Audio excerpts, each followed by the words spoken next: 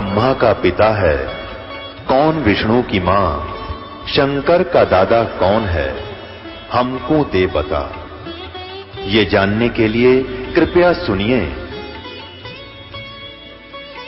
जगत गुरु तत्वदर्शी संत रामपाल जी महाराज के अमृत वचन सर्व पवित्र धर्मों के पवित्र शास्त्रों के आधार पर। सत साहिब दर्शकों, मनुष्य भक्ति इसलिए करता है ताकि उसे अपने जीवन में शारीरिक कष्टों और परेशानियों से छुटकारा मिल सके। लेकिन जब भक्ति के इतने प्रयासों के बावजूद भी उसके कष्ट कम होने की बजाय लगातार बढ़ते जाएं, तो क्या हो? दर्शकों, कुछ ऐसी ही कहानी थी छत्तीसगढ़ के निवासी अनंत राम सोनी जी की। अनंत राम जी ने अपने जीवन में कई प्रकार की भक्ति साधनाएं अपनाई। इन्होंने व्रत उपवास किए, मंदिरों में दर्शनार्थ भी गए और अनेकों देवी देवताओं के मंत्रों का जाप भी किया। लेकिन अफसोस, इतनी साधना और प्रयासों के बावजूद इनके जीवन की परेशानियां और बीमारियां दिन ब दिन बढ़ती ही गईं। लेकिन दर्शकों, आज अनंत राम जी का कहना है कि जब से मैंने संत रामपाल जी महाराज द्वारा दी गई सच्ची आदि सनातनी भक्ति को अपनाया है और उनसे नाम दीक्षा ली है, तब से मेरा जीवन पूरी तरह बदल गया है। दर्शकों, आखिर अनंत राम जी ऐसा क्यों कह रहे हैं? आखिर आज क्यों अनंत राम जी जैसे लाखों श्रद्धालु अपने धर्म में प्रचलित भक्ति साधना को छोड़कर संत रामपाल जी महाराज द्वारा दी जा रही भक्ति साधना को अपना रहे हैं? आखिर इसके पीछे की सच्चाई क्या है? आइए सुनते हैं अनंत राम सोनी जी की कहानी, उन्हीं की जुबानी। नमस्कार सर। नमस्कार सर। सर, क्या नाम है आपका? अनंत राम सोनी है सर। अनंत राम जी, आप कहाँ से हैं? गांव सुपा, पोस्ट ऑफिस बड़े भंडार, तहसील पुसौर, जिला रायगढ़, छत्तीसगढ़ सर। अनंत राम जी, संत रामपाल जी महाराज से नाम दीक्षा आपने कब ली? 2021 में लिया सर। अनंत राम जी, क्या आप कोई भक्ति साधना भी करते थे? मैं भक्ति साधना नहीं करता था सर। तो फिर क्या कारण बना कि आप संत रामपाल जी महाराज जी की शरण में आए, जैसे कि आपने बताया कि आप कोई भी भक्ति साधना नहीं करते थे? सर, मैं बहुत दुखी था। मेरे हाथ और पैर बहुत ठंडा हो चुका था सर, और साल कंबल जर्सी से मेरे को गर्मी नहीं मिलता था सर। आग तापने से मेरे को गर्मी मिलता था सर। इसी कारण मैं चलने योग्य नहीं था। मेरे पैर में बहुत पीड़ा था सर, और मैं सीढ़ियाँ चढ़ नहीं सकता था सर। इतना मेरे को थकान महसूस होता था सर। मैं थरथराहट महसूस होता था। मेरा उम्र लगभग 47-48 साल का था सर। मैं चलने फिरने में बहुत मेरे को पीड़ा होता था सर। उसके बाद में मैं अपने नज़दीक जिला RL अग्रवाल के पास मैं ट्रीटमेंट कराने पहुंच गया सर। उसके पास 2 महीना तक मैं ट्रीटमेंट कराया सर, मेरे को कोई राहत नहीं मिला। उसके बाद PK गुप्ता के पास गया सर। उसके बाद 3 माह तक मैं ट्रीटमेंट कराया सर, मेरे को राहत नहीं मिला। उसके बाद मेरे साथी क्षीरसागर गुप्ता ने मेरे को विशाखापट्टनम ले गया सर। वहाँ जाने के बाद मेरे को 500 रुपये फीस लिया सर, और जांच का 10,500 रुपये ले लिया। उसमें MRI का 6,000 रुपये ले लिया सर, और खून जांच का 3,000 रुपये ले लिया। MRI में मेरा नस दबा हुआ था पीछे साइड का सर, घेंच का नीचे का और कमर का सर। उसी कारण पीड़ा हो रहा है, ऐसा मेरे को डॉक्टर ने बोल दिया सर। और मेरा BP बढ़ा था, कोलेस्ट्रॉल बढ़ा था, और मेरा शुगर बढ़ा था सर, जिसमें मेरे को हार्ट का प्रॉब्लम हो सकता था सर। इतना नौबत हो गया था सर। दवा लेने के बाद मैं फिर घर आ गया सर। कुछ दिन खाने के बाद मैं आराम मेरे को नहीं मिला सर। उसके बाद एक दिन इतना चक्कर आया सर, मैं उठकर बैठकर योग्य नहीं था सर। चक्कर से मैं बोल नहीं पाता था सर। मेरे को लाश को पकड़ के ले जाते हैं मुर्दे को, वैसे 4 आदमी पकड़कर रायगढ़ अपेक्षा अस्पताल में भर्ती कर दिया। मेरे को भर्ती करने के बाद मेरे सारी रिपोर्ट देखने के बाद इसका नस दब गया है और इसका इलाज नहीं हो पाएगा। इसको DK अस्पताल रायपुर घड़ी चौक में इसको एडमिट कराना पड़ेगा। लगभग 2.5-3 लाख रुपया इसको लगेगा।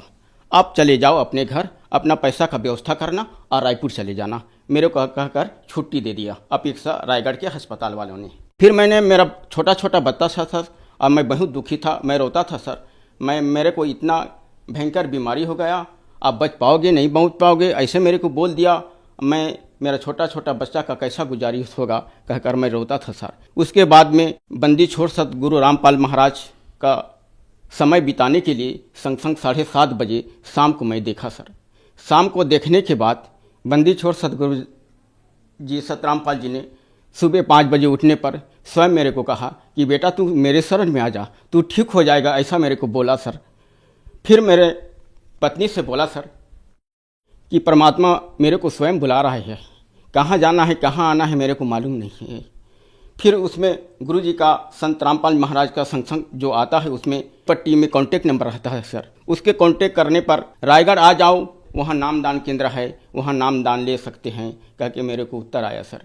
फिर मेरी बेटी को मैं बैठा कर मैं अपने लूना से मैं लेकर आया और मेरा कुछ चक्कर आता था सर, मैं गिर जाऊंगा तो रास्ता से मेरे को हटा देना कहकर मैं उसको बैठा कर लाया सर। और फिर मैं नाम उपदेश लिया सर बंदी छोड़ सदगुरु रामपाल महाराज जी से।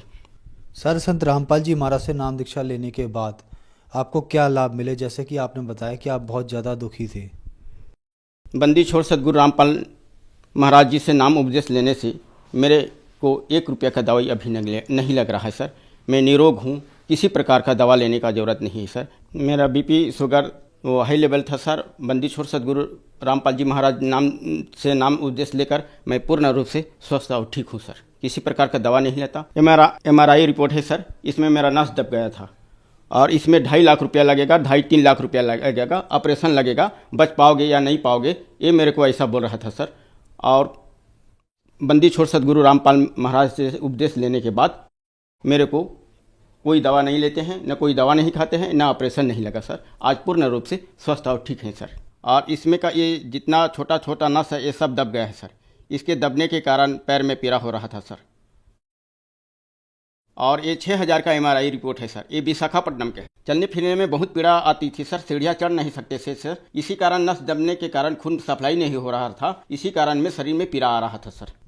ये मेरा चक्कर आने का रिपोर्ट है सर, जिसमें मेरे को चक्कर आता था सर। और चक्कर आने से मैं कोई काम कर नहीं सकता था सर, दिमाग का नस दबा था सर। उसके बाद मैं बंदी छोड़ सदगुरु रामपाल महाराज की शरण में आने पर पूर्ण रूप से ठीक और स्वस्थ हो गए सर। मैं ऑपरेशन कोई नहीं कराया सर। इन्होंने तो बोल दिया था ऑपरेशन कराने के लिए DK अस्पताल में जाओ और 2.5-3 लाख रुपया लगेगा कहकर मेरे को बोल दिया था सर। फिर मेरे पास 2.5-3 लाख रुपया नहीं था सर और मैं गरीबी था।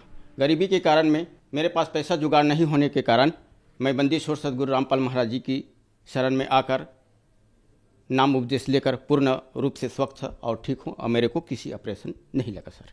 सर मैं खेती बाड़ी का काम करता था सर। मेरा 5 एकड़ ज़मीन था सर। 5 एकड़ ज़मीन में मेरे को 100 कट्टा धान होता था सर। बीमारी के कारण में कुछ कर्जा हो गया था सर। कर्जा होने के कारण मैं दुखी था सर। दुखी होने के कारण मैं गुरु जी से अरदास लगाया, हे मालिक बंदी छोड़ सदगुरु रामपाल महाराज मुझ पर दया करना, इस गरीब पे दाता कहकर मैंने प्रार्थना की। प्रार्थना करने के बाद मेरे को स्वप्न में फिर कहा कि बेटा तू फिक्र मत कर, तेरा सबसे धान ज़्यादा होगा, गांव भर से तेरा धान ज़्यादा होगा। और वास्तविक में मेरे को ज़्यादा हुआ। 100 कट्टा मंडी में देने के बाद 150 कट्टा धान और अधिक हुआ। जय हो बंदी छोड़ सदगुरु रामपाल महाराज की। अब स्वस्थ हूँ, ठीक हूँ, किसी प्रकार का दवा नहीं लेता और मेरे पूरे परिवार बंदी छोड़ सदगुरु रामपाल महाराज जी की शरण में आ चुके हैं। सर, संत रामपाल जी महाराज से नाम दीक्षा लेने के बाद आपको बहुत सारे लाभ प्राप्त हुए। तो जो दर्शक आज आपको टीवी पर देख रहे हैं और वो संत रामपाल जी महाराज से नाम दीक्षा लेना चाहते हैं तो कैसे ले सकते हैं? सर चैनल में संग आता है सर, संग के नीचे पट्टी रहता है सर, पट्टी में कॉन्टेक्ट नंबर रहता है सर। कॉन्टेक्ट नंबर में कॉल करके अपने नज़दीक नामदान केंद्र का पता लगाकर नाम उपदेश लेकर अपना भक्ति कर सकते हैं सर। धन्यवाद सर। सर दर्शकों, अभी आपने सुने संत रामपाल जी महाराज से दीक्षा प्राप्त करके सुखी हुए भक्त के अनुभव। अब देखिए जगत गुरु तत्वदर्शी संत रामपाल जी महाराज के मंगल प्रवचन। अब जो ही रामानंद जी ने देखा, 2.5 वर्ष का बालक इधर और 5 वर्ष का सामने, 6 बार इधर देखा और 6 बार इधर, आंखें मलमल कर देखा। तो परमात्मा ने सोचा इस बुढ़े की बुद्धि अब सेट हो को ना। वहां से उठे परमात्मा और उस 5 वर्ष के बालक में 2.5 वर्ष का बालक आकर उसके सामने समा गया। तब रामानंद की बुद्धि ठिकाने आई। फिर भी नहीं बोला कि बच्चा मैं तो कंठी भी देता हूं, कंठी। परमात्मा ने निकाल कर दिखाई कि देख यार ये कंठी ये कहां प्राप्त हुई कि आपने वही तो डाली थी मेरे गले में पंचगंगा घाट पर। अब रामानंद जी की वो भी याद था कि वो मेरी खोगी थी कंठी। उसने सोचा ये नरा बालक नहीं है, ये तो सारी ये बात फिट कर रहा है। फिर पूछा कि बच्चा मैं राम राम तो नाम नहीं देता, मैं कोई और मंत्र देता हूं। ये ऋषि लोग मंत्र ओपन नहीं किया करते थे। राम राम तो जैसे हम सत्साहिब करते हैं ऐसे करते थे वो। तो परमात्मा ने कहा आप ओम नाम देते हो। अब रामानंद जी की तो सिट्टी फिट्टी गुम होगी कि सारी सच्ची बतावा, जुल्हाओं तक तो यह बात जा ही नहीं सकती। मैं क्या मंत्र देता हूँ, गुप्त प्रतिज्ञा कराता हूं जिसको नाम देता हूं।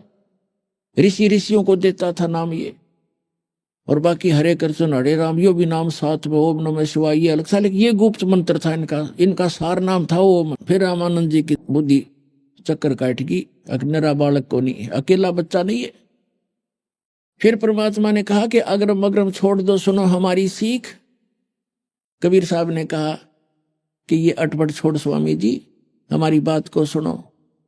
समझाने लगे कि उससे सृष्टि रचना सुना दी परमात्मा ने आध घंटे के अंदर।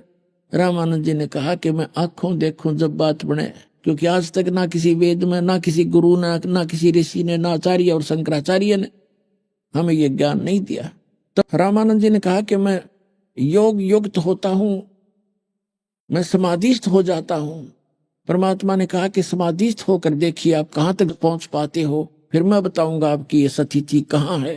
रामानंद जी का अभ्यास था, 1 सेकंड में समाधिस्थ हो गए। और जो ही वो त्रिवेणी पर पहुंचे, योग युगत प्राणायाम कर जित्या सकल शरीर, त्रिवेणी के घाट पर वहां अटक रहे बलबीर। आगे जाके 3 रास्ते हो जाते, सामने ये ब्रह्मरंध्र है, लेफ्ट साइड में ये धर्मराज के लोक को जाता है, और इधर वो अलग से जाता है 88,000 खेड़े साइड में। तो यहां जाकर वो बंद हो गया, उससे आगे नहीं जा पा रहा था। तो परमात्मा वहीं पहुंचे बालक रूप में। समाधि में क्या होता है, सोपन सा होता है। और परमात्मा ने कहा कि आपके हरे राम हरे कृष्ण सीताराम राधे श्याम, ये तो कोई मंत्र है नहीं। ओम के नाम से आप बस यहीं तक आ सकते हो। और जब आपकी मृत्यु होगी, जैसे यजुर्वेद अध्याय नंबर 40 के मंत्र 15 में कहा है, ओम कर्तु समर किलबे समर कर्तुम समर। ओम नाम का जाप काम करते करते सिमरण करो, और विशेष कसक के साथ सिमरण करो। मनुष्य जीवन का प्रथम कर्तव्य जान कर सिमरण करो। ये ब्रह्म का मंत्र है। गीता ज्ञान दाता 8वें अध्याय के 13वें श्लोक में कहता है, ओम इति एकाक्षरम ब्रह्म विवरण माम अनुसमरण यह प्रयाति तजन देहम सयाति परमाम। मुझ ब्रह्म का केवल एक ओम अक्षर है, उच्चारण करके सिमरण करता हुआ यह प्रयाति तजन देहम, यानी शरीर छोड़कर जाते समय तक इसका सिमरण करता रहता है, सयाति परमाम गतिम, वो ब्रह्म से मिलने वाली, ओम से मिलने वाली परम गति प्राप्त होता है। कहां जाता है, ब्रह्म लोक में। अब यहां स्वामी जी ने इष्ट मान रखा था विष्णु जी, और ओम नाम का जाप करती थी, तो ब्रह्म लोक नहीं जा सकते थे ये। तो उन्होंने बताया कि आप जी अंतिम सांस तक ये मंत्र करते रहोगे, तब क्या आपकी मृत्यु के बाद आप यहां आओगे इस त्रिवेणी पर। ये 3 रास्ते हैं, यहां आकर के आप मृत्यु के बाद इस रास्ते जाओगे, इस रास्ते पर। और आगे धर्मराज का लोक है, सबसे पहले न्यायाधीश का ऑफिस है, वहां आपका अकाउंट होगा। उसके बाद आप विष्णु लोक में जाओगे। विष्णु लोक के अंदर भी ओम नाम की कमाई के अलग से एक रेस्टोरेंट बना हुआ है, वहां भी आपकी कमाई नष्ट होगी। आप वहां जाओगे और फिर 84 लाख योनियों में आओगे। ये सामने का जो ब्रह्मरंध्र है, ये तुम्हारे मंत्र से नहीं खुल सकता। मेरे पास वो मंत्र है जो सतनाम बनेगा 2 अक्षर का, इन दोनों का मिलकर ये सिमरण किया जाएगा, तब ये ब्रह्मरंध्र खुलेगा। एक ओम एक तत् जो सांकेतिक है, जो दास आपको देता। तो परमात्मा ने कहा कि देखो मैं सुमन करता हूं अपने सतनाम का। सुमन करते ही सामने का वो एकदम कपाट खुल गया ब्रह्मरंध्र का, और परमात्मा उस आत्मा को साथ लेकर के रामानंद जी को ऊपर पहुंचे। कहा कि ये बैठा तुम्हारा भगवान ज्योत निरंजन, ये काल ब्रह्म, तुम इसे निराकार कहा करते थे, ये गुप्त रहता है। इसने प्रतिज्ञा कर रखी है 7 में जाए कि 24 और 25 श्लोक में गीता ज्ञान दाता कहता है कि मैं अपने योग माया से छुपा रहता हूं, मैं कभी किसी के सामने कभी अपने वास्तविक रूप में प्रकट नहीं होता। ये मेरा अनुत्तम अटल घटिया नियम है। ये बैठा, फिर परमात्मा ने वो 11वां द्वार पार किया, जो परब्रह्म यानी उस अक्षर पुरुष के ब्रह्मांडों में प्रवेश करते हैं, 11वां द्वार। उससे आगे जाकर फिर उस परब्रह्म के अक्षर पुरुष के 7 संग ब्रह्मांडों को पार करके फिर 12वां द्वार है। 12वां द्वार पार करके भंवर गुफा पार करके जब सतलोक आता है तो परमात्मा ऊपर के लोक में ले गए और वहां जाकर देखा जो एक सिंहासन के ऊपर राजा के समान परमात्मा बैठे हैं, सिर पे मुकुट है, गल में माला है, सुंदर शरीर है, करोड़ सूर्य मिला दे करोड़ चंद्रमा, ऐसा उनका एक रोमकूप की शोभा है।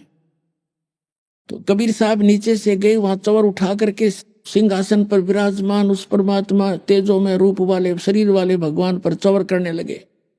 रामानंद जी ने सोचा कि ये भगवान है जो तख्त पर बैठा, सिंहासन पर बैठा, और ये कबीर तो यहाँ का कोई गण है, यहाँ का कोई देव है। इतने में वो तेजो में शरीर खड़ा हुआ, सिंहासन से उठा और हाथ जोड़े कि भगवान बैठो, सिंहासन विराजमान करो, आपका सिंहासन है। और कबीर साहब उसके ऊपर उछल कर बैठे, बालक जैसे उछला करे, और वो चवर करने लगा जो तेजो में शरीर था, जिसको रामानंद जी भगवान समझ रहे थे। अब रामानंद जी सोच रहे थे कि भगवान, आप इस बालक, ये कबीर बालक और ये भगवान, ये क्या चक्कर है, ये चवर कर रहा है। इतने में तेजो में शरीर और परमेश्वर कबीर जी 5 वर्ष के बालक कबीर साहब के रूप में समा गया उसके अंदर। अकेला कबीर साहब असंग अनंत कोट ब्रह्मांड के संचालक के रूप में वहां विराजमान है, चौर अपने आप हो रहा है।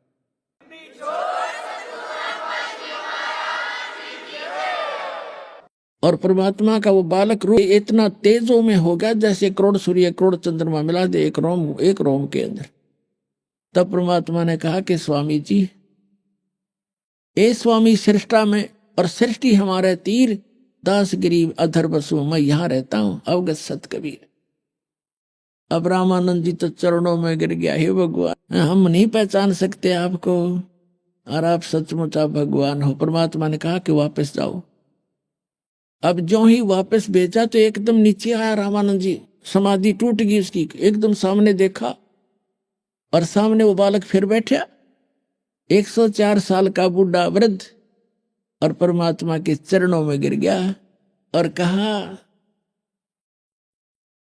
क्या कहते हैं, तावा चित चक्रित भया और देखा फजल दरबारे, गरीबदास से जदा किया हम पाए दीदारे। तुम स्वामी में बाल बुद्धि, 104 साल का ब्राह्मण, चारों वेदों का ज्ञाता, 18 पुराणों को ज्ञाता, गीता जी का मर्मज ज्ञाता कहलाने वाला, और भगवान की कैख भी पता नहीं था। 104 साल का वृद्ध ब्राह्मण ऋषि और 5 वर्ष के बालक धानक जुल्हाए के बेटे के चन्ना में पड़ के क्या कहता है, तुम स्वामी में बाल बुद्धि, आप मेरे मालिक, और मेरा ज्ञान तो एक बालक जैसी बुद्धि वाला था। परमात्मा आपके ज्ञान और आपके वहां स्थान को देखने के बाद मुझे अकल आई। तुम स्वामी में बाल बुद्धि, ये भरम कर्म किया नासे, गरीबदास निज ब्रह्म तुम मेरा होगा दृढ़ विश्वास। निज ब्रह्म, एक तो ब्रह्म है, ये काल है, निज ब्रह्म असली भगवान तो आप हो, अब मुझे दृढ़ विश्वास हो गया। सुन बे सुन से तुम परे, उर से हमरे तीरे, दास गरीब सर्वंग में तुम अवगत पुरुष कबीरे। सुन बेसुन से परे हो और यहां भी आप बैठे हो। फिर क्या कहते हैं, कोटि कोटि से जदा करे और कोटि कोटि प्रणाम, गरीबदास अनहद अधर हम पर से तव दाम।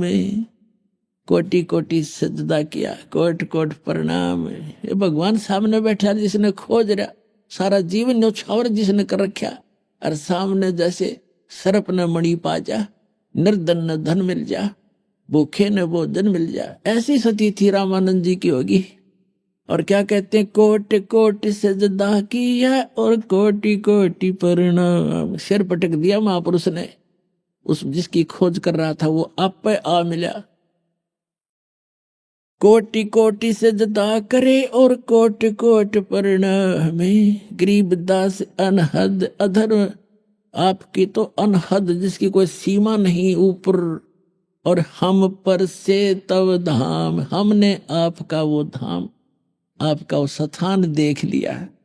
बोलत रामानंद जी सुनो कबीर करता रे, गरीबदास सब रूप में तू ही बोलनहार। तेरी शक्ति से सब जीव बोल रहे हैं, चल रहे हैं, ब्रह्मांड घूम रहे हैं। तुम साहेब तुम संत हो। अब सतगुरु की पहचान बता रहे हैं। तुम साहेब तुम संत हो और तुम सतगुरु तुम हंस। गरीबदास तुम रूप बिना और न दूजा अंश। तुम ही परमात्मा हो साहेब, तुम साहेब तुम संत हो, यानी एक नेक व्यक्ति भी आप ही हो। अच्छे महापुरुष संत की जो भाषा है वो परिभाषा आप ही खरे उतरते हो। और तुम सतगुरु यानी सच्चे गुरु आप ही हो, सच्चा ज्ञान रखते हो। और तुम ही इस हंस यानी एक अच्छे भक्त हो, निर्विकार भक्त हो। हंस जो बुराइयों से हट जाता है। जैसे हंस एक पक्षी होता है बुगले जैसा। बुगला तो आम वस्तु खाता है, मच्छी खा जाओ, मेंढक खा जाओ, घोगे खा जाओ, सबको खा जाए। लेकिन हंस सरोवर पर केवल मोती खाता है, अड़ंगा नहीं खाता। तो हंस वो होता जो भक्त बीड़ी शराब तंबाकू रिश्वतखोरी बकवाद छोड़ देता है, तो उसको हंस कहते हैं कि वो विकारों से दूर होकर एक भक्त बन गया। तो कि एक सच्चा भक्त भी मालिक आप ही हो। तुम साहेब तुम संत हो, तुम सतगुरु तुम हंस, और गरीबदास तुम्हारे रूप बिन और न दूजा अंश। मैं भगता मुक्ता भया और किया कर्म कुंद नाश, और गरीबदास अवगत मिल गए या मिट गई मन की बांस। मेरे मन की भ्रमणा मिट गई, मुझे भगवान मिल गए अवगत, जिसको कोई नहीं जानता। दोहू ठोर है एक तू, बया एक से दो, गरीबदास हम कारणे तुम आए हो मगजो। दोहू ठोर है एक तू, ये भगवान ऊपर भी आप ही हो और यहाँ भी आप ही हो, और हम नीचों के लिए आप वहां से गति करके आए हो। ओए होए, अरे यही वेद प्रमाण देते हैं कि वो परमात्मा ऊपर रहता है, वहां से गति करके आता है और अच्छी आत्माओं को मिलता है। तो पुण्यात्माओं, आपका सौभाग्य है कि आप जी को परमात्मा का दिया हुआ वो यथार्थ ज्ञान और उनका बनाया हुआ ये सतगुरु आपको प्राप्त हुआ। और वही ज्ञान वही भक्ति जो भगवान बताने आए थे आज आपके सामने रूबरू हुई। सौभाग्य आपका, धन्य आपके माता पिता जिनसे जन्म हुआ। और कहते समझा है तो सिर दर पाऊं, बोर नहीं रे ऐसा दाव। कबीर साहब कहते हैं कि ये संसार समझदा ना ही कहंदा श्याम दोपहरे नू, और गरीबदास ये वक्त जाते रोग इस पैरे नू। ये समय जो हाथ से चूक गया और मोक्ष नहीं हुआ, सच्ची भक्ति कोई प्राणी मनुष्य नहीं करेगा इस प्राइम टाइम के अंदर, तो रोया करोगे इस समय को याद करके, मनुष्य जीवन हाथ से छूट जाएगा। तो इसलिए पुण्यात्माओं, अपना कल्याण करवाओ, औरों को भी समझाओ। जितना भी अधिक से अधिक जनता में ये ज्ञान फैलाओगे, आपको भी भला होगा, समाज भी सुधर जाएगा, सबके दुख दूर होंगे, सबको परमात्मा मिलेगा, पूरा विश्व पार हो जाएगा।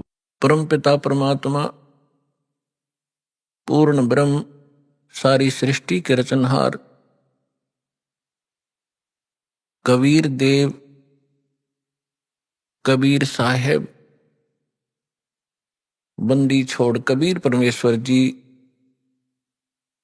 ये आप सभी के पिता हैं, हम सभी के जनक हैं, पूरे असंख्य ब्रह्मांडों के ये पालक हैं। और पुण्यात्माओं, हम अपने पिता को भूलकर किसी अन्य से वो सुख, वो अपना राइट मांग रहे हैं जो कभी नहीं दे सकता, जो पिता दे सकता है। पिता अपने पुत्र पुत्री को अपनी सर्व संपत्ति दे देता है सहर्ष। पिता को छोड़कर यदि हम किसी रिलेटिव से ये आस करें, वो कभी नहीं हो सकता। ठीक इसी प्रकार हम अपने पिता को छोड़ के उस परम पिता सर्वशक्तिमान सर्वसृष्टि रचनहार कबीर परमेश्वर को छोड़कर हम अन्य भगवानों से वो डिमांड करते रहे, हमें सुख दे भगवान, हमें निरोग कर भगवान, आपत्तियों का निवारण करे परमात्मा। ये कभी नहीं कर सकते। एक समर्थ परमात्मा है जिसका आज तक हमें ज्ञान नहीं था, और वो यहां आकर 120 वर्ष रहे, अपनी महिमा बता भी गए और दिखा भी गए। लेकिन हम बालक हैं, बालक की बुद्धि बालक जैसी ही होती है। वो 1000 रुपए के नोट को पकड़कर फाड़ देता है, खेलता खेलता उसको फाड़ देता है, उसको कूड़े में डाल देता है, अग्नि में डाल देता है, क्योंकि उसको उसकी कीमत का पता नहीं। हमारे साथ ऐसा ही होता रहा, क्योंकि हम अध्यात्म ज्ञान से परिचित नहीं हो सके, क्योंकि जिन धर्म गुरुओं को हम आध्यात्मिक टीचर मानते थे, अध्यापक मानते थे, वो अध्यापक नहीं थे। वो तो आप और हमारे जैसे ही ज्ञान के सत्र के व्यक्ति थे। उनको अपने धर्म के सदग्रंथों का भी ज्ञान नहीं था, और जिस कारण से हम परमात्मा को पहचानने में और उससे प्राप्त होने वाले सुखों को प्राप्त करने से वंचित रहे, असफल रहे। अब उसी परमेश्वर ने दया करी, यहां आके अपना भेद बता के चले गए। उसके बाद अपने प्यारी आत्माओं को मिले, जैसा भगवान मिला ही करते हैं, उनका विधान है, वेदों के अंदर प्रमाण है कि वो पूर्ण परमात्मा सर्व सृष्टि रचनहार सबका पालक ऊपर के लोक में रहता है, सतलोक में, और वहां से सह शरीर चलकर आता है। यहां नेक अच्छी आत्माओं को मिलता है जो दृढ़ भक्त होते हैं, उनको अपने से परिचित करवाता है, सचखंड सतलोक ले जाता है, फिर उनको वापस छोड़ देता है।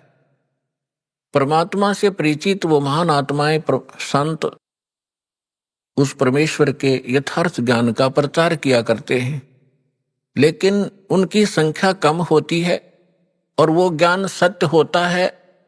पूरा विश्व असत्य ज्ञान से परिपूर्ण होता है, ओतप्रोत होता है, जिस कारण से हम भगवान को भी ठुकरा दिया हमने, और उन महापुरुषों के अमृतवाणी को भी स्वीकार नहीं किया जिन्होंने परमात्मा को देखा और पाया था।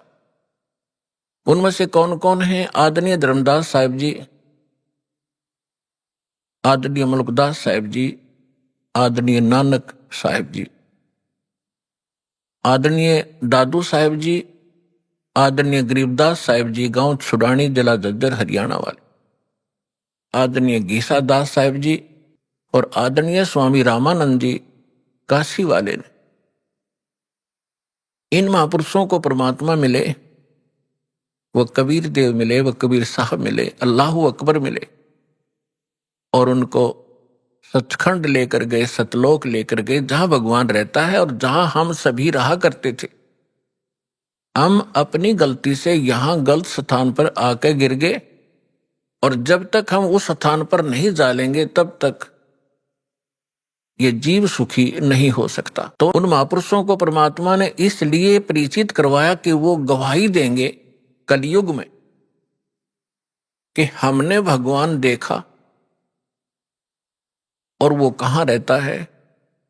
जो उन महापुरुषों ने ज्ञान दिया, परमात्मा कैसा है, उसका नाम क्या है, वो कहाँ रहता है, उसकी प्राप्ति कैसे होती है, वो साकार है या निराकार है, स्वयं परमेश्वर ने आके बताया।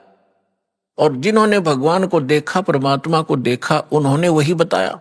और फिर जब दास के ऊपर कृपा की परमेश्वर ने, अपने ही सदग्रंथों को खोजा, तो उन सदग्रंथों में वही पाया जो भगवान ने बताया था। और परमात्मा से परिचित जिन महापुरुषों के अभी आपके सामने नाम गिनवाए, इनने भी वही बताया था।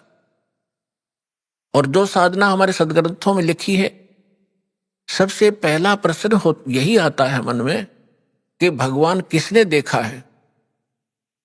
अभी दास ने आपके रूबरू जिन महापुरुषों के शुभ नाम की गिनाए, इन्होंने भगवान को देखा है, इन्होंने भगवान को पाया है। और भगवान कैसा है? भगवान साकार है, मनुष्य सदृश्य है, हमरे ही उनिहार है, हमारा सृजनहार। हमारा भगवान हमारे ही जैसी उनिहार का है, यानी मनुष्य सदृश्य ही है, लेकिन उसके सामर्थ्य में और जीव के सामर्थ्य में दिन और रात का अंतर है। वो सर्वशक्तिमान है, सर्वसृष्टि रचनहार है, सबका पालक है, लेकिन है मनुष्य जैसा ही।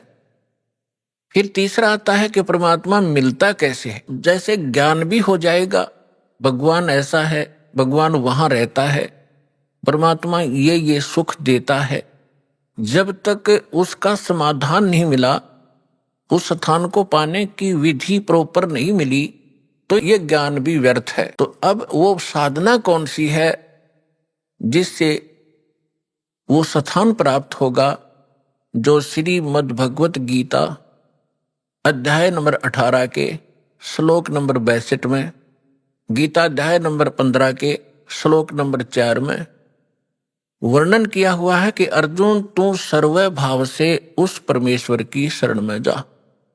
गीता ज्ञान दाता अपने से अन्य किसी समर्थ परमात्मा की शरण में जाने के लिए अर्जुन जी को कह रहा है, और उसकी शरण में जाने से ही तो परम शांति को और शाश्वत स्थान को, शाश्वत स्थान मीन जिसका कभी नाश ना हो, सत्यलोक, अविनाशी लोक, अमर लोक को प्राप्त होगा। और गीता ज्ञानदाता अपने विषय में कहता है, गीता अध्याय नंबर 2 के श्लोक नंबर 12 में, गीता अध्याय नंबर 4 के श्लोक 5 और 9 में, गीता अध्याय नंबर 10 के श्लोक नंबर 2 में, कि अर्जुन तेरे और मेरे बहुत जन्म हो चुके हैं, तू नहीं जानता, मैं जानता। इससे सिद्ध है कि गीता ज्ञानदाता अविनाशी नहीं है, और इसके साधक भी फिर अविनाशी स्थान प्राप्त नहीं कर सकते। गीता ज्ञानदाता 8वें अध्याय के 13वें श्लोक में गीता जी में कहता है कि अर्जुन मुझ ब्रह्म का केवल एक मंत्र है, और इसकी जो साधना करता है अंतिम सांस तक, मरते दम तक, वो इस ओम से मिलने वाली परम गति को प्राप्त होता है। ओम से मिलने वाली परम गति कौन सी है? ब्रह्मलोक। ओम ब्रह्म का मंत्र है, ओम के जाप से ब्रह्मलोक प्राप्त होता है। गीता अध्याय नंबर 8 के श्लोक नंबर 16 में स्पष्ट किया है कि ब्रह्मलोक में गए हुए प्राणी भी पुनर्वृत्ति में हैं, वो भी फिर जन्म और मृत्यु के इस चक्कर में गिरे ही रहते हैं। गीता अध्याय नंबर 15 के श्लोक नंबर 4 में कहा कि अर्जुन तत्वदर्शी संत की प्राप्ति के उपरांत परमेश्वर के उस परम पद की खोज करनी चाहिए, जहां जाने के बाद साधक फिर लौटकर कभी संसार में नहीं आते। और जिस परमेश्वर ने सब ब्रह्मांडों की रचना की है, जिससे संसार रूपी वृक्ष की प्रवृत्ति विस्तार को प्राप्त हुई है, यानी संसार रूपी वृक्ष का 15वें अध्याय के अंदर एक एग्जाम्पल है, फॉर एग्जाम्पल, उदाहरण के तौर पे बताया है कि ये सारा संसार समझो उल्टा लटका हुआ संसार तुल्य है, वृक्ष तुल्य है। ऊपर को जड़ तो पूर्ण परमात्मा परम अक्षर ब्रह्म है, जो सबका पालन करता है। पेड़ का पालक मूल होता है, जड़ होती है, और बाकी जितना भी तना डार टहनियां पत्ते उस मूल से ही आहार प्राप्त करते हैं, खुराक प्राप्त करते हैं। तो सबका पालक है, और उसी ने सब ब्रह्मांडों की रचना की है, केवल उसी की भक्ति करो। तो पुण्यात्माओं, आपका सौभाग्य है, आपकी किस्मत न्यारी है, और जिन पुण्यात्माओं को इस कलयुग के अंदर मानव शरीर प्राप्त है, तो वो बहुत ही पुण्यकर्मी प्राणी है पिछले जन्म जन्मांतर का, क्योंकि इस समय में मानव शरीर प्राप्त करना ये आम आत्मा के संस्कार नहीं है। और उससे भी अच्छी आत्माएं वो हैं जो सतलोक आश्रम में आकर दीक्षित हो रही। धन है उनके माता पिता जिनसे जन्म लिया। यहां आने से आपका मोक्ष होगा, आपके परिवार का मोक्ष होगा, आपके सर्व संकट दूर होंगे।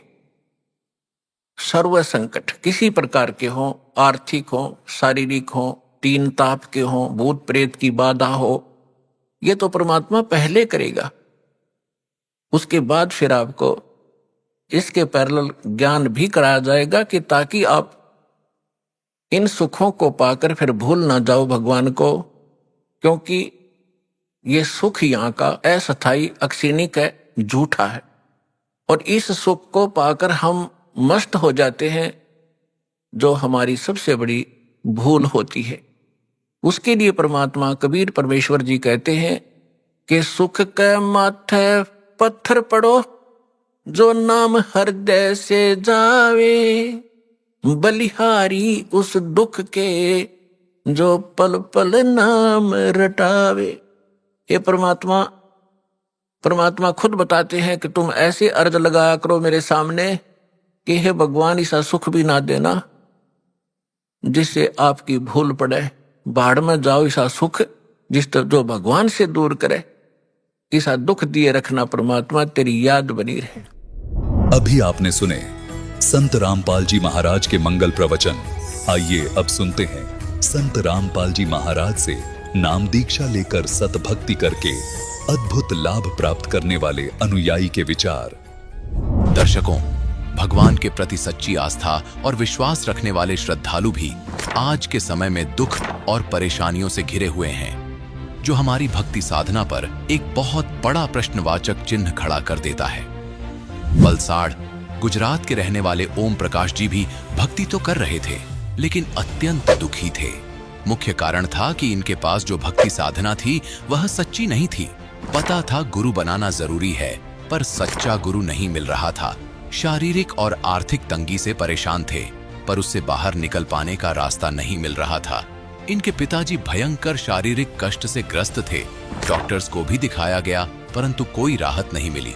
लेकिन 10 मई 2013 बना इनके जीवन में खुशियों की बौछार ला देने वाला शुभ दिन, जब इन्हें प्राप्त हुई जगत गुरु तत्वदर्शी संत रामपाल जी महाराज जी की शरण, जिसके बाद इनके साथ अद्वितीय चमत्कार हुए हैं। इनके पिताजी, जो पहले गंभीर कष्टों से जूझ रहे थे और कई डॉक्टर्स को भी दिखा चुके थे, वो आज पूर्णतः स्वस्थ हैं, क्योंकि इन्हें डॉक्टर को बनाने वाला भी सर्वश्रेष्ठ डॉक्टर, विघ्नहर्ता व सृष्टि का रचयिता पूर्ण परमेश्वर मिल चुका है। आज ओम प्रकाश जी का पूरा परिवार सर्व सुख संपन्न है। इन्हें सच्चा गुरु, सच्ची भक्ति और सही रास्ता मिल चुका है। अब आप स्वयं ही सुनिए ओम प्रकाश जी के जीवन परिवर्तन की सच्चाई, उनकी आप बताइए। सर नमस्कार। नमस्कार सर। सर क्या नाम है आपका? प्रकाश कुमावत। ओम प्रकाश जी कहाँ से आए आप? मैं वलसाड़ गुजरात से आया हूँ सर। संत रामपाल जी महाराज से नाम दीक्षा कब लिया आपने? मैं 10 मई 2013 को ली थी सर। संत रामपाल जी महाराज से नाम दीक्षा लेने से पहले आप क्या क्या भक्ति साधनाएं करते थे? उनसे पहले जो परंपरागत साधनाएं होती थी वही साधनाएं किया करता था। हनुमान जी का हनुमान चालीसा भी पढ़ता था, शंकर भगवान के मंदिर में भी जाया करता था। फिर मेरे को साईं बाबा के बारे में पता चला तो मैंने साईं बाबा की भी बहुत सी साधनाएं की थी। शिरडी भी जाया करता था। और कहने का मतलब जो भी जानते थे वो भक्ति सब किया ही करते थे, लेकिन फिर भी हमको कोई आर्थिक लाभ नहीं मिला, कोई शारीरिक लाभ भी नहीं मिला, और आध्यात्मिक लाभ तो बहुत ही दूर की बात थी मिलना, क्योंकि वो साधना ऐसी थी नहीं। हमको गुरु जी की शरण में, रामपाल जी महाराज की शरण में आने के बाद पता चला। संत रामपाल जी महाराज से कैसे जुड़े? ये हमारे ससुराल वाले जुड़े हुए थे पहले संत रामपाल जी महाराज से। वो पहले भी किसी कबीरपंथी से जुड़े थे, लेकिन हम उनकी बातें नहीं मानते थे। वो बहुत समझाते थे। फिर वो पता नहीं कब संत रामपाल जी महाराज की शरण में आए, हमको भी पता नहीं चला। 1 साल बाद में उन्होंने हमको बताया कि आप भी संत रामपाल जी महाराज का ज्ञान सुनो और ये परमात्मा आए हुए हैं। तो मैंने इग्नोर कर दिया उनकी बातों को कि हमको ये संतों के चक्कर में नहीं पड़ना है। लेकिन मेरी भगतमती वहाँ रुकी थी। मैं तो वहाँ से चला आया था पहली उसी दिन रात को। मेरी भगतमती वहाँ रुकी। उनको उन्होंने समझाया कि ऐसी ऐसी भक्ति है, ऐसे परमात्मा खुद आए हुए हैं रामपाल जी महाराज के रूप में। तो उनके मन में पता नहीं कैसा ऐसा हो गया, वो मेरे को आके समझाई, लेकिन मैंने उनकी बातों पे कोई ध्यान नहीं दिया। फिर मैं यहाँ पे गुजरात में आ गया। फिर वहाँ आने के बाद में वो सत्संग देखती रहती थी। मेरे को तो वही मैच पिक्चर देखने का ज़्यादा शौक रहता था भगत जी। तो हमारे बीच में आपसी तनाव भी रहता था, घर का माहौल इतना ज़्यादा बिगड़ चुका था। मैं सोचा कि मेरा परिवार बिखर ना जाए, ऐसा मेरे को लगने लगा था। मैं बाजू वाले के घर में जाके मैच देखता था और वो सत्संग सुनती थी, परमात्मा की इतनी अच्छी वाणियाँ थी, लेकिन मेरे को वो पता नहीं अंदर समा ही नहीं रही थी वाणियाँ। फिर मैं सोचा अब कैसे कब तक चलेगा ऐसा, बाजू वाले के घर में जाके बैठ के कब तक बैठेंगे। तो मैं उनको वैसा बोला, चलो 15 मिनट आप अपना सत्संग सुनो, 15 मिनट में मेरा मैच देखता हूँ। देखते देखते एक देर परमात्मा शास्त्रों को खोल खोल के बता रहे थे कि ब्रह्मा विष्णु महेश नासवान हैं और ये इनकी भक्ति करने से कोई ज़्यादा लाभ नहीं मिलता है, जितना कर्म में होता है उतना ही मिलता है। ये हमारी आयु भी नहीं बढ़ा सकते, हमारे कष्टों को भी दूर नहीं कर सकते। तो मैं सोचा ये पूरा जगत हम सब आज तक इन्हीं की भक्ति करते आ रहे हैं, यो संत ऐसा बता रहे परमात्मा कि भाई ब्रह्मा विष्णु महेश तो नासवान है, रामपाल जी महाराज तो ऐसा बता रहे हैं। तो फिर देखते देखते कब 15 मिनट में भूल गया कि मेरा मैच भी था, मेरा कोई पिक्चर भी था, घंटों निकल गए। उस टाइम पे 2013 में रात को 11 बजे तक आध्यात्मिक चर्चा चलती थी, तो कब 11 बज गए मुझे पता ही नहीं चला और मैं ऐसा सत्संग में खो गया। फिर देखते देखते देखते देखते मैं देखता ही रहा। फिर हम मेरे को 2-3 महीने सत्संग सुना, शास्त्रों से भी मिलाया भी, जितने भी शास्त्र मेरे पास अवेलेबल थे, किसी के रिश्तेदार के पास से भी लाके मैंने देखे, सब में एज टीच मिला। फिर मैं सोचा कि ज्ञान तो एकदम सच्चा है।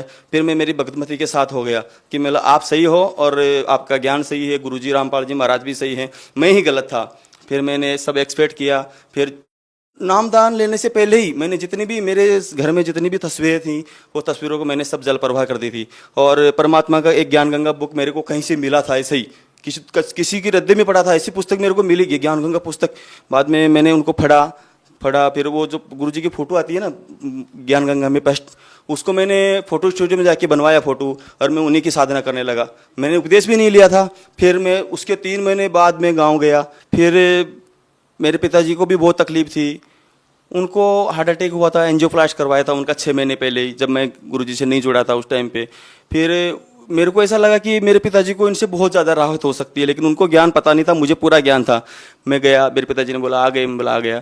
तो उन्होंने बोला कि आप एक काम करो, मेरे लिए दवा पूरी हो गई है और कल दवा भी लेके आना। मैं बोला अभी दवा नहीं लेना है। उन्होंने बोला दवा नहीं लूँगा तो मैं मर जाऊँगा, डॉक्टर ने बोला है कि तुम दवा बंद मत करना, तेरा खात कुछ भी हो सकता है। मैं बोला अभी परमात्मा मिल गए संत रामपाल जी महाराज के रूप में और अभी हमको दवा की जरूरत नहीं है। उन्होंने बोले कौन रामपाल जी महाराज है? मैं बोला ऐसे ऐसे। मैंने उनको थोड़ा बहुत ज्ञान समझाया। तो उनको ऐसा लगा कि देवी देवताओं की भक्ति नहीं करनी है तो समाज से बहुत दूर हो जाएंगे। तो उन्होंने बोला नहीं मैंने ऐसा नहीं कर सकता। मैं बोला देखो परमात्मा है और उनकी शरण में जाने से ना आपको दवा खाने की जरूरत है, ये समाज आपको क्या दे रहा है? कुछ तो नहीं दिया। आप इतने दुखी थे, कौन आपके पास आके बैठता था?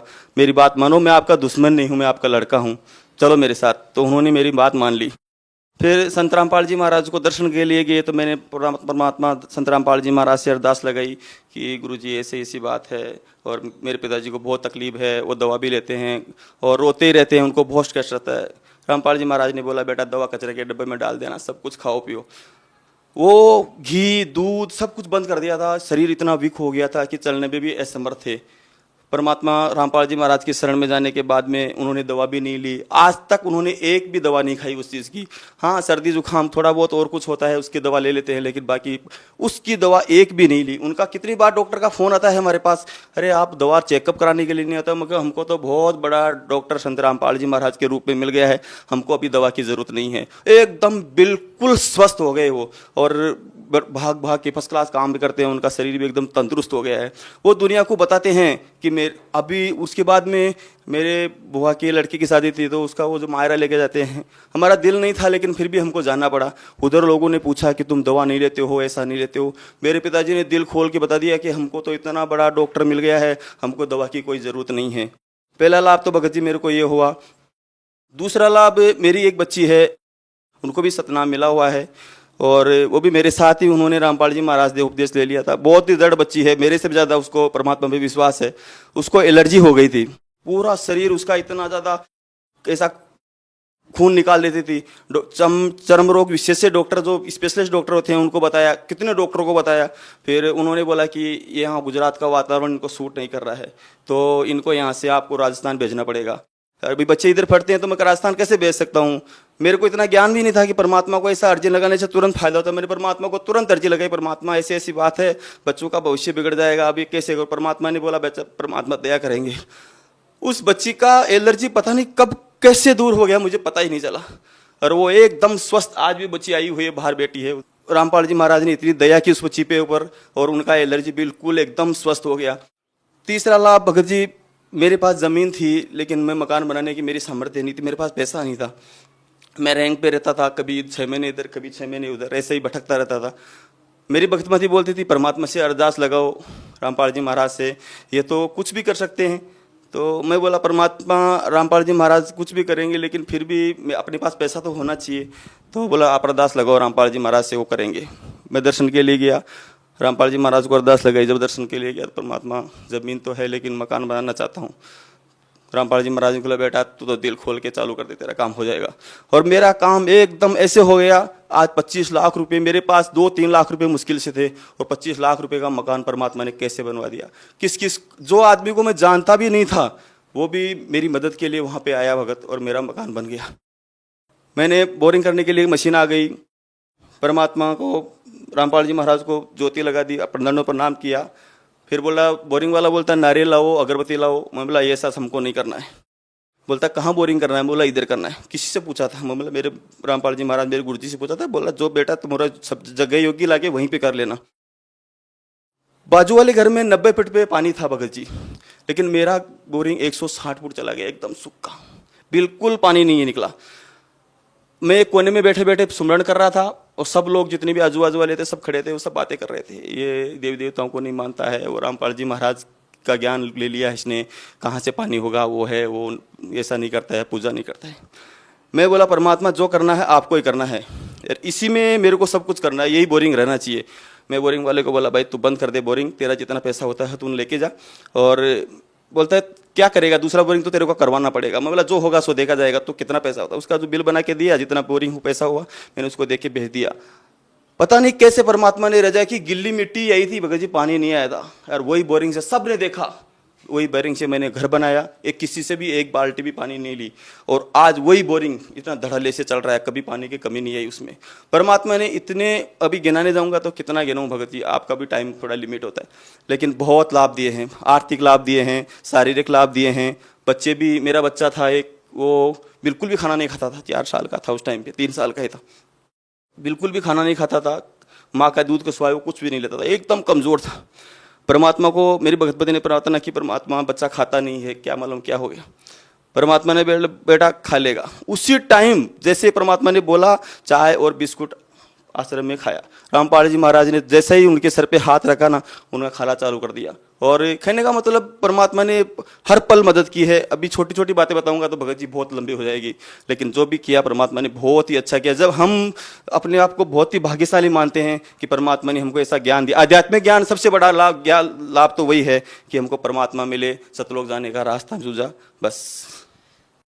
देखिए आज के दिन लोग भक्ति तो कर रहे हैं, लेकिन भक्ति करते करते भी दुखी हैं। आप क्या कारण मानते हैं कि लोग भक्ति कर रहे हैं? कोई किसी मंदिर में जा रहा है, कोई मस्जिद में जा रहा है, कोई गुरुद्वारे में जा रहा है, कोई चर्च में जा रहा है, भक्ति सभी कर रहे हैं, लेकिन दुखी क्यों हैं? क्या कारण मानते हैं? भक्ति आप भी कर रहे हैं, आप लोगों को सुख हो रहे हैं, लेकिन भक्ति और लोग भी कर रहे हैं, फिर भी वो परेशान हैं। आप भी पहले भक्ति करते थे, लेकिन पहले आप दुखी थे, आज सुखी हैं, ये कारण क्या है? उसका कारण यही है भगत जी, उनकी साधनाएं शास्त्र अनुकूल नहीं है।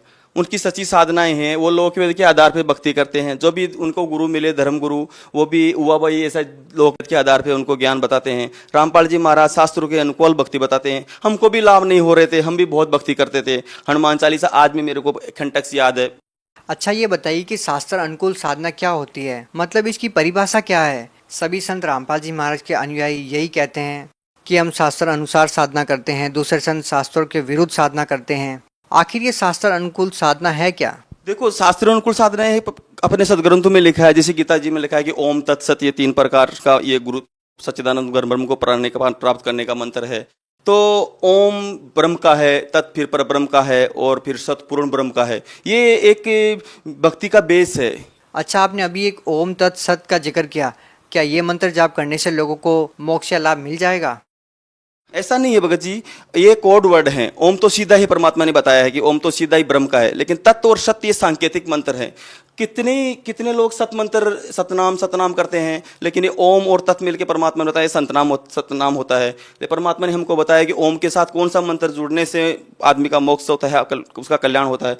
तो ये चीजें संत रामपाल जी महाराज ने खोल के बताई है, बाकी धर्मगुरुओं ने आज तक कभी नहीं बताई है। देखो, लोग ये तो मानते हैं कि संत रामपाल जी महाराज से नाम दीक्षा लेने के बाद लाभ तो लोगों को ऐसे ऐसे मिल रहे हैं कि लोगों को आश्चर्य हो रहा है, लेकिन बहुत सारे लोगों की शंकाएं हैं। कुछ लोग ये जानना चाहते हैं कि आज तक कोई भी धर्मगुरु, देखिए प्राचीन काल से जो साधनाएं चलती आ रही है, जो हिंदू धर्म में साधनाएं चलती आ रही है, मुसलमान धर्म में, जो अन्य धर्मों में साधनाएं चली आ रही है, साधनाएं प्राचीन काल से चलती आ रही है। आज संत रामपाल जी महाराज ने उन सभी साधनाओं पर प्रश्न चिन्ह लगा दिया है। संत रामपाल जी महाराज का कहना है कि जो भी धर्मगुरु आप लोगों को जो भक्ति बताते हैं वो शास्त्रों के अनुसार नहीं है, वो गलत बताते हैं। तो लोगों को समझ में नहीं आ रहा है कि वो धर्मगुरु कैसे गलत हो सकते हैं। जो साधनाएं वो कर रहे हैं वो प्राचीन काल से उनके पूर्वज भी करते आ रहे हैं। तो अभी लोगों के पास इस सवाल का क्या जवाब हो?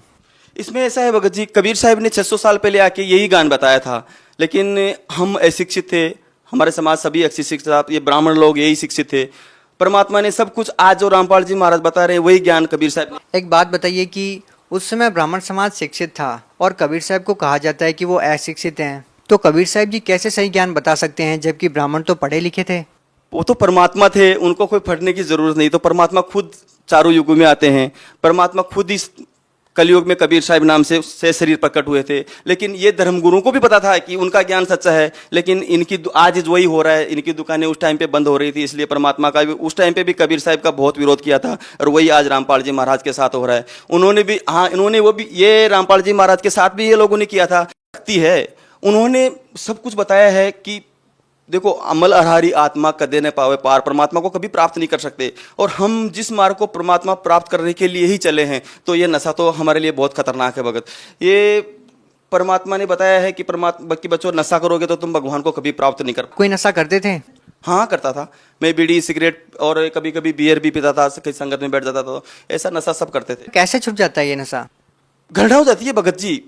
परमात्मा जब रामपाल जी महाराज मंत्र उपदेश देते हैं, वो अपना सत्संग सुनाते हैं, तो हमको उस नशे से बिल्कुल नफरत जैसी हो जाती है। आज कोई 20 फुट दूर ऐसा कोई बीड़ी पी रहा है तो हमको यहीं से उल्टी जैसी होने लग जाती है, दिल घबराने लग जाता है, और ऐसा लगता है जैसे कोई बीड़ी निकाल भी रहा है ना, तो ऐसा लगता है कोई गोली निकाल रहा हो, बंदूक निकाल रहा हो, हमको मार डालेगा, ऐसा हमको फील होता है। हम उसके नज़दीक बैठना भी पसंद नहीं करते हैं। आपके गाँव का क्या नाम है? मैं बलसाड़, यहाँ गुजरात में एक बलसाड़ जिला है, जिला भी वही है, गाँव भी वही है, मैं वहीं पर रहता हूँ। अपने गुजराती भाइयों को अपनी गुजराती भाषा में क्या संदेश देना चाहेंगे? मैं तो एम ज कहूँ છું કે ભાઈ આ મનુષ્ય જીવન બાર બાર નથી મળવાનું, અને આ મનુષ્ય જીવનથી આપણને મોક્ષ પ્રાપ્ત કરવા માટે જ આ મનુષ્ય જીવન મળેલો છે, તો વધારાથી વધારા સંખ્યામાં જલ્દી से જલ્દી જ્ઞાન સાંભળીને તમે પરમાત્માની શરણમાં આવો અને તમારું કલ્યાણ કરાવો। बहुत बहुत धन्यवाद सर। नमस्कार।